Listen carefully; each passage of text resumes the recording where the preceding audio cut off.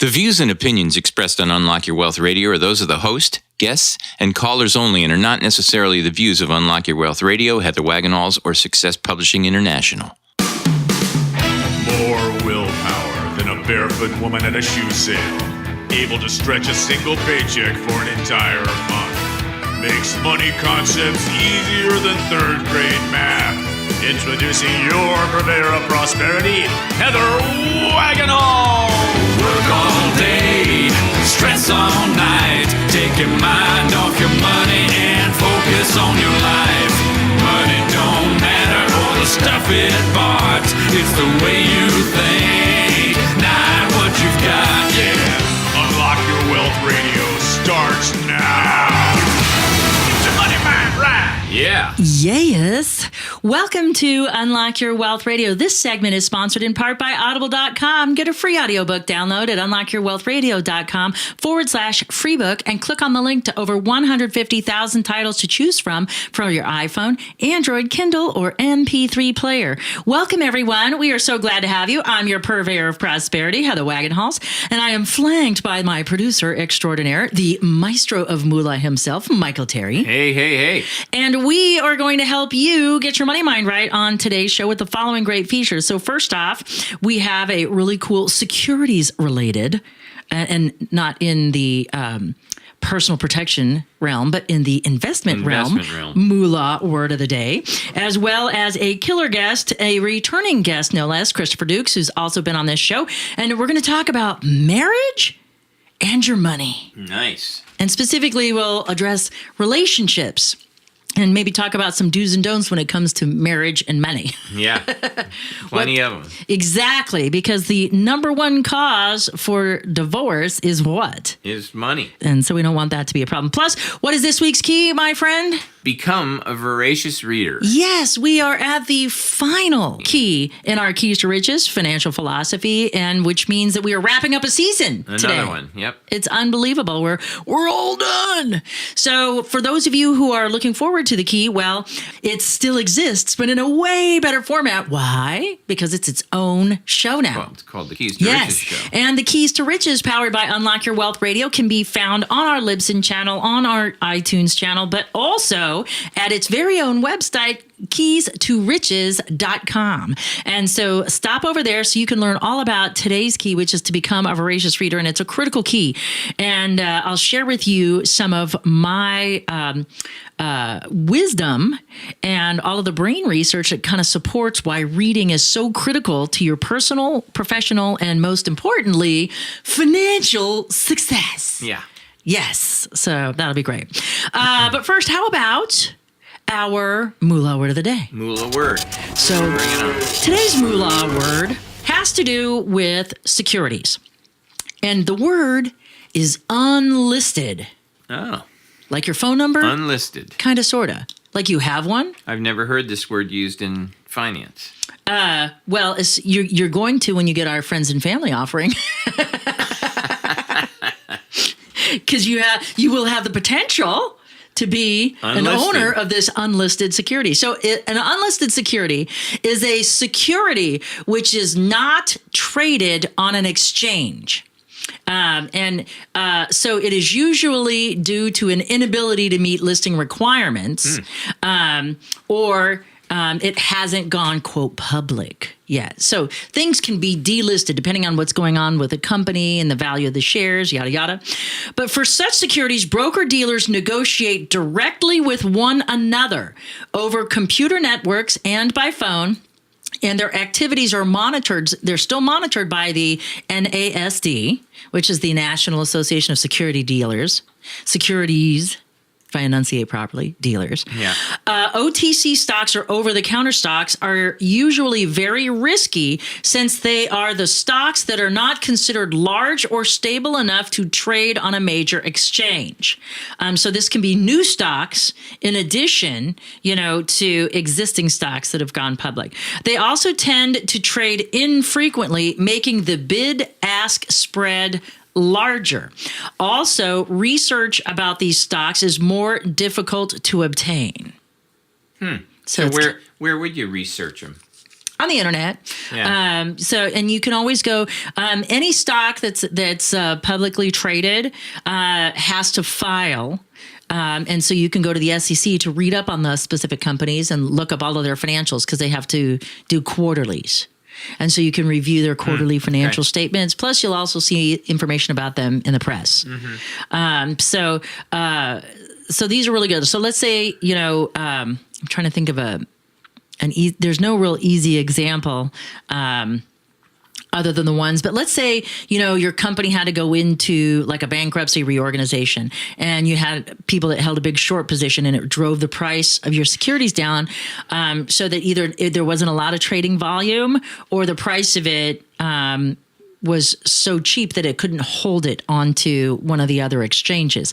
And so it kind of falls off.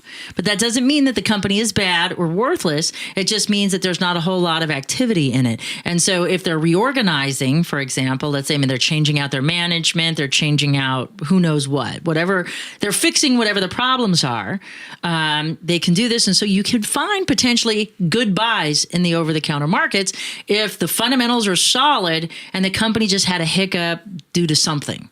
It doesn't necessarily mean it's a bad company. Is it riskier? Is it a little bit more speculative? Perhaps, because what if they can't overcome their challenges? But the opportunity or the upside is also pretty huge too, if they can recover. It's not what you want your big financial game plan is, but it's something that you could dabble in with some recreational investment funds. Yeah. So we can think of it that way. I am so excited about this week's guest because he is a returning guest. So Christopher Dukes is going to be joining us today.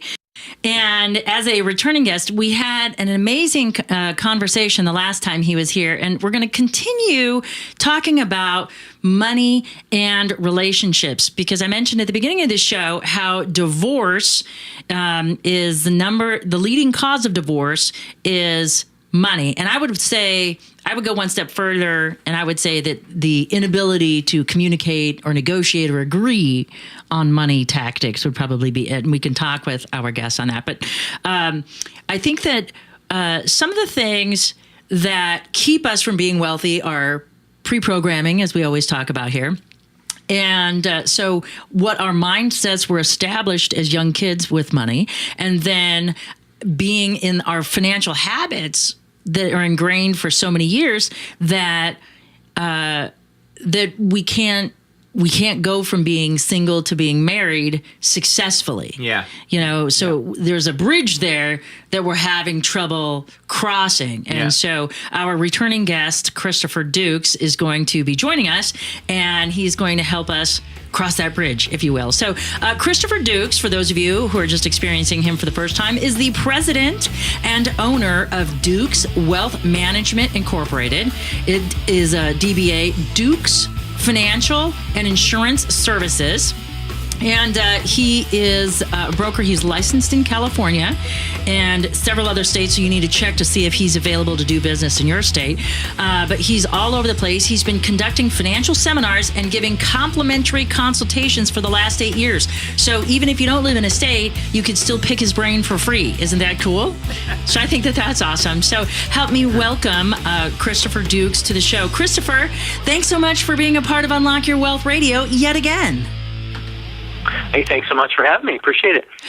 So as I'm thinking about our last interview, and kind of one of the things that I don't think gets spoken about enough when we talk about money management, especially familial management, and when we deal with couples, is how divergent individuals in a relationship can be when it comes to money management.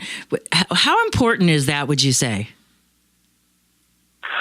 Really, really important. It's for years, and I've been doing what I do since 2003. It's about 13 years now, and it didn't take me long to realize that the financial health and emotional health of couples and clients are absolutely 100% linked. what I've said to clients over the years is there are certain things that you need to do, certain concepts and certain tenets that you need to set up, financially between the two of you to make sure that emotionally, you keep your sanity and most importantly, your marriage intact.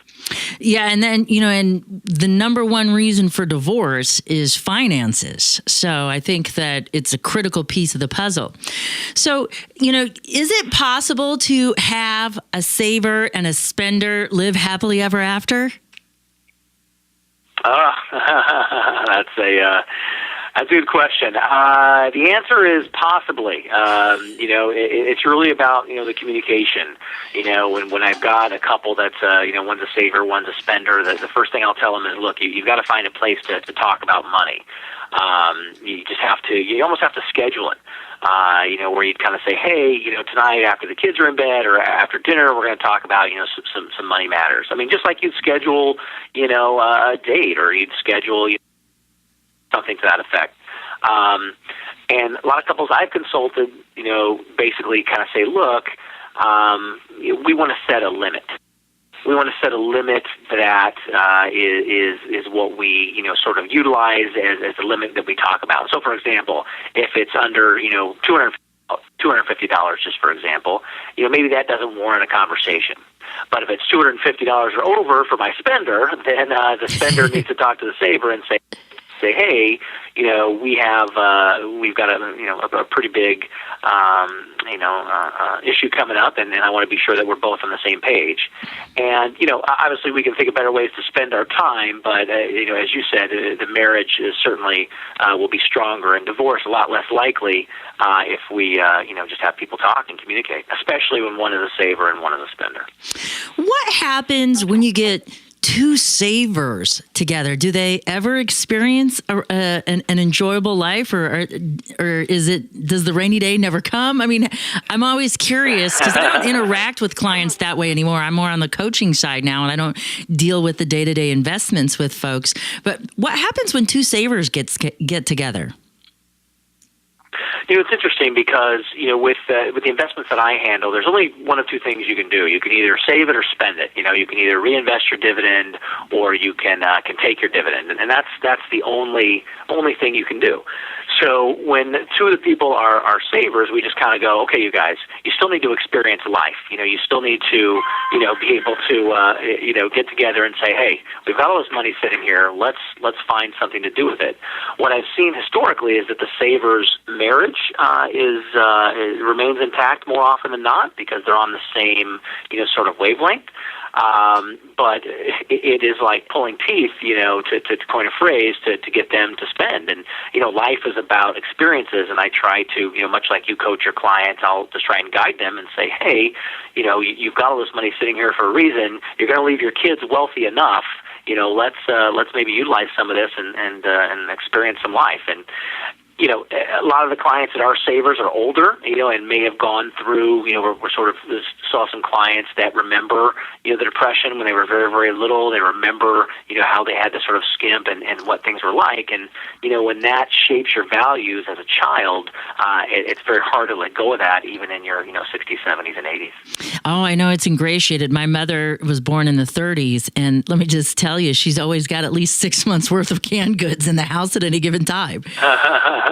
We had a deep freezer too. We had, for extra, stockpiled meats and all kind of frozen things, because, and I'm like, hey, guess what? World War II's over. In case you didn't get the memo. Right. Yeah. Over for a bit. Well, and your case in point there is that just lets you know that those habits, they stay with them. And I do see that quite a bit. The savers are great for me as a financial advisor because their statements look wonderful. Yes, they won't spend funds under management. Who can argue that? There you go. Ultimately, we'd love people, and I'm at a different point in my career now, and a different point in life, where we'd certainly like people to, reap the fruits of their labor and go out and enjoy. Absolutely.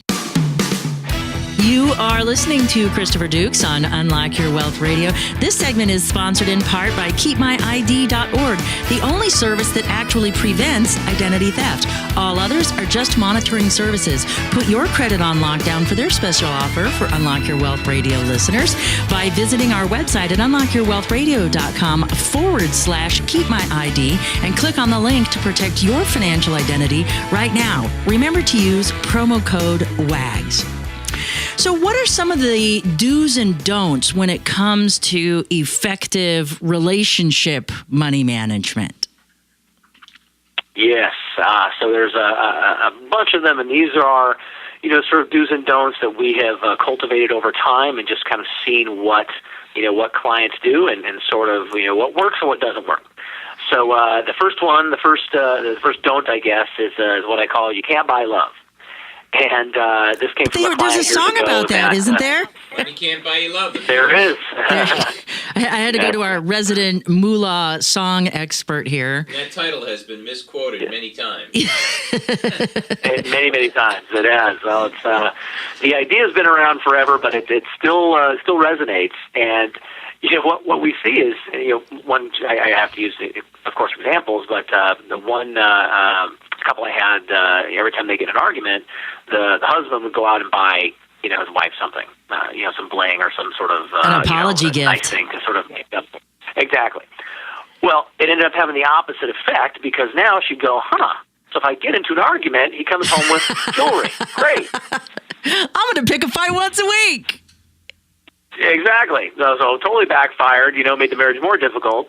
And the studies, of course, if you go online, studies suggest that couples who are better off financially, but who have a strong passion for what the money represents, they actually have a bigger source of conflict. If they got a lot of money, but they want, one wants a new car and one wants, jewelry, there's an issue.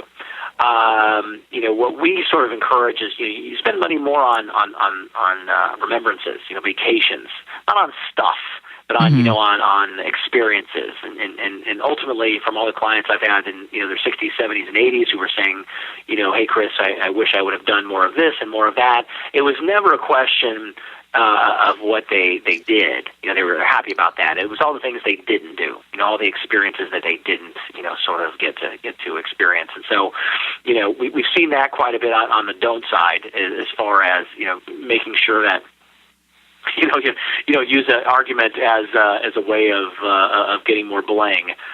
You just gave our audience members a whole new idea, though. They're like, I hadn't thought about that. Argue for the apology gift. Yay! So exactly. I agree with you with the whole remembrances things, because I look back, especially in my second marriage, my do-over, if you will. Because my first one I was just practicing, but my second one, I'm getting it right for the most part. And I think about, what you're saying with regard to money, because I'm in a much better place financially in this marriage than I was in my first marriage. And I think about, I don't remember the stuff that was given to me. I remember the stuff that we did together. And one of the things is, that I personally find with material possessions is that, that newness wears off, the luster is gone, and you could put it on and go, yeah, but then it just, after a while, that experience of receipt of said item wears off. But when I think about some of the adventures that my husband and I have been on and some of the crazy stories that have come out of those adventures, I think every time I tell the story to somebody who hasn't heard it, and it just, the story builds and it creates momentum over time, as opposed to the glitz or sparkle of some of those other items that have lost their luster. And so I'm excited that you're a big proponent of the experiential type of stuff when it comes to spending money. I absolutely am, and it's something that we've seen, just proven over and over again that people come back and it's like you said, they don't tell stories about the new car, or the bling. They might show it off for a little bit, but it's kind of like that Christmas toy, that was really cool during Christmas, and by the 26th, 27th, the kids are over it. I broke it by New Year's. Yeah, exactly. Versus experiences, which you keep in pictures and in memory and in really fun stories. And what you said and the example you gave is case in point. I would say the other thing that I want to mention on the don't side would be secrets. And I've got a lot of folks who've been married a couple times, and almost unequivocally, one of the reasons the marriage didn't work the first time around was there were secrets that came back to haunt them. Financial infidelity. There it is. Don't hide all that debt you got. It's going to come out sooner or later. Yes. Marriage is a contract, and if you marry someone with high debts, guess what? You're liable for it. So got to be sure you know what you're getting into. So that you just brought up a great point. So let me ask this question. So I know we're on the do-don't list, but let's just say, without our wisdom, let's say we're back in our 20s again, and we're experiencing a very loving, caring relationship, and we're contemplating uniting for the rest of our lives. What are some of the things that we can do preemptively as we establish this relationship and explore whether or not we want to go to that marriage point? We'll talk about our sex lives and our past partners faster than we will talk about our financial endeavors. So how do we start that conversation? Yeah, well, that goes back to our initial point, and kind of the first thing you and I talk about, which is communication. And what I tell clients that are thinking about getting engaged is to talk about it and talk about hey, we'll kind of do a what if. So if we were together, if we decided that we want to make this official, what's the split? Which one of us is better at what? And so you really talk about splitting the financial responsibilities. So, traditionally, if we're going back to the 50s and 60s, women would manage the day-to-day finances, like balancing the checkbook, whereas men would deal with the investments and financial planning. I'll be the first to tell you those traditions are, out the window. They no longer apply. Mm-hmm. So the best option here is really to recognize, who's better at the individual job and split up those financial tasks. And you have to talk about that. You have to know the value of your partner. You have to know, hey, this one, I've got a client whose, wife is an accountant. So obviously she's very good with numbers. She's the best one to balance the books, etc. He's a good stock picker. He likes to research and that sort of thing. So he handles, the individual stocks that they have. But not because it's gender-based. It's because it's skill-based. Correct. Exactly. And I mean, listen, having money can be enjoyable, certainly, but you want to enjoy it with your spouse, and certainly enjoying it with your spouse is heightened by the fact that each of the partners is really doing the job that they're best at. And, before you are a couple, at least legally speaking, you want to be sure that both of you is on the same page in that respect, for sure. Yeah. So what happens? Okay, so let's just create a scenario here. And neither of us are attorneys, nor do we play them on TV, but we do have an inkling of what happens. So let's say, for example, you and I were in love and we want to get married, and I haven't told you about the $40,000 worth of student loans that I incurred long before your watch. So what happens if I have credit card debt, I'm a little spendy, you're the little savvy, and we get married? What happens to all of that debt that I have? Are you now responsible for it? Or, I mean, in the team effort sense, I guess you are. But what happens? Sure. Well, I mean, the studies are showing now that it's 76% of all Americans admit that what you just said, having one of them with higher debt or coming into a marriage with a lot of revolving debt is the number one source of stress in their lives.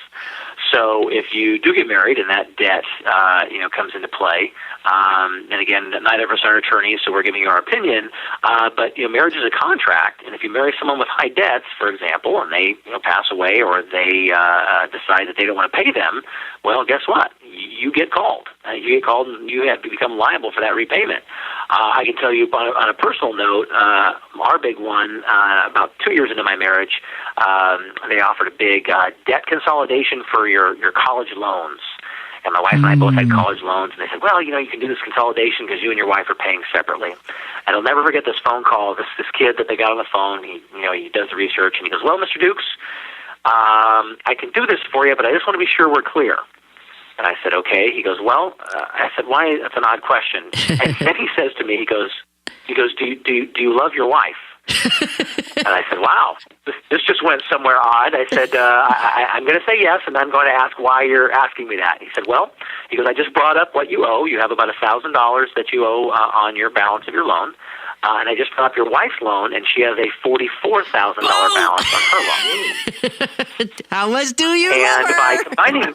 Yes, and you let me know, by combining these two, Mr. Dukes, you will now be liable for the entire $45,000. So I want to ask you, sir, is this...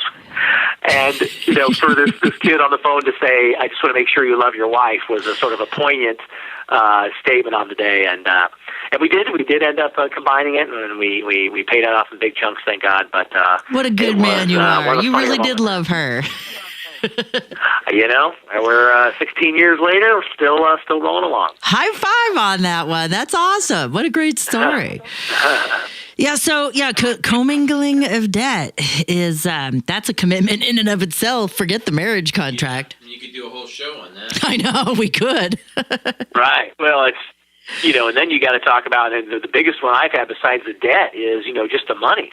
You mentioned a second ago about, hey, if we're going to get together, what about debt?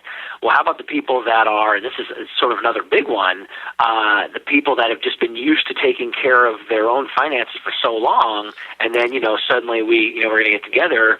Does that mean we have to have a joint account? Do we have to suddenly, close our own? And, it really depends on personalities. I can tell you a lot of my clients still have separate accounts. Mom still has her own account. Dad still has his own account where, they know what they're putting in there. They know what they're taking out. And, you can still see it online, and you can still see it, with all your other accounts together. But I've got, I would say easily 50% of my clients that, they will have a joint account for maybe some bills and things, but ultimately they keep individual accounts just so they can, track their own money. Well, and I, being a repeat marriage partner, because one was not enough, that I believe that yours, mine, and ours isn't a bad thing. Yeah. I think that that's okay, because what happens, especially, and I notice this in relationships where one person has more money than the other person, and it becomes a what's mine is mine and what's yours is mine situation. Yeah. And that can't be good for either party. And so I think that gives a level of satisfaction that, yes, we're participating in things together, but you still are your own person and I'm still my own person. We do come together. And I think that that's healthier, especially if folks, because we're marrying so much later, with life expectancies pushing the envelope. I think that we're experiencing life on our own and becoming our own people. And when we become our own people and we've done things the same way for so many years, it's a behavior that's difficult to overcome, like you were talking about earlier with regard to the whole saving and hoarding kind of thing mentality from the boomer generation. And yeah, absolutely. And it's, I can tell you, my wife and I both have, separate accounts. I've got my own little pocket change account, and she's got a separate account, just in her name. And we've got a joint account as well. And, it's what works for us. The joint account, I have to check and see what things have cleared, and that's what we use for sort of bills and things. And then I have spending account for my business, et cetera. And she's got one that she uses for the kids. And ultimately it works, for us and what we're doing, because she knows the balance. She knows the balances in her account, and I know the balances in my account, and I never have to worry about making that phone call or that text when I say, I'm $300 overdrawn. How did that happen? So, is there a transaction I'm missing and not accounting for? Yeah, that's not a good phone call. Exactly. Well, if folks want to learn how to manage their money more effectively and seek out your wisdom and advice, where can folks find you, Christopher? Yes, they can go online. The website is www.dukesfinancial, all one word, DUKES financial.com. You'll see our lovely photo on there of the staff, and then you'll get to see the seminar schedule for the rest of 2016. We are licensed in many states across the country, so you don't actually have to live here in California. Wherever you live, we can certainly help you. We always do complimentary consultations, so when you call us, we don't charge for those services, and if we can help you, we'll certainly try. Outstanding. Well, thanks again for stopping by Unlock Your Wealth Radio and spreading your wisdom. And for those of you who are driving around without a pencil, never fear. UnlockYourWealthRadio.com is here, where you can visit Christopher's show page, get the links to his website, phone numbers, and so much more. And I would encourage you to take his seminars. He's an amazing person, and let him know that Unlock Your Wealth Radio sent you. Now, thanks so much for stopping by. And for the maestro of Moolah, Michael Terry, I'm Heather Wagenhals. Now go out and unlock your wealth today. UnlockYourWealthRadio.com is produced by Heather Wagenhals and the Unlock Your Wealth Foundation. UnlockYourWealthRadio.com and its affiliates are copyrighted 2016 with all rights reserved. For more information on the Keys to Riches Financial Wellness Series, please visit our website at www.unlockyourwealth.com.